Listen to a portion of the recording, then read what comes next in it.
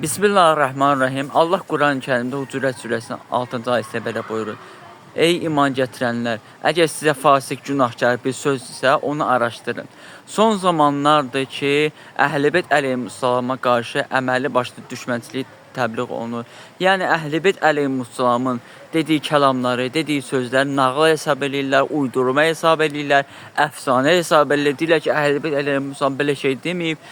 O belə şübhə ilə yanaşırlar. Doğrudan imam bu sözü deyib. Amma hansı bir fasik, günahkar, adi bir cahil insan gələnəsə bir söz deyir sosial şəbəkəyə, onu dərhal inanırlar. Məsələ ondadır ki, bu insanlar Əhl-i-Beyt əleyhissalama inanmırlar və yaxud da onu qəbul etmək istəmirlər və yaxud da o inanmasızlıq gəlir onlara. Ona görə ki, insanlar bu vəziyyətdədir. Hər nə qədər ki, insan Əhl-i-Beyt əleyhissalam, Peyğəmbərin kəlamlarına inanmayacaq, bir o qədər Allahdan uzaq düşəcək, bir o qədər də çətinliyə, bəlaya müdahil olacaq.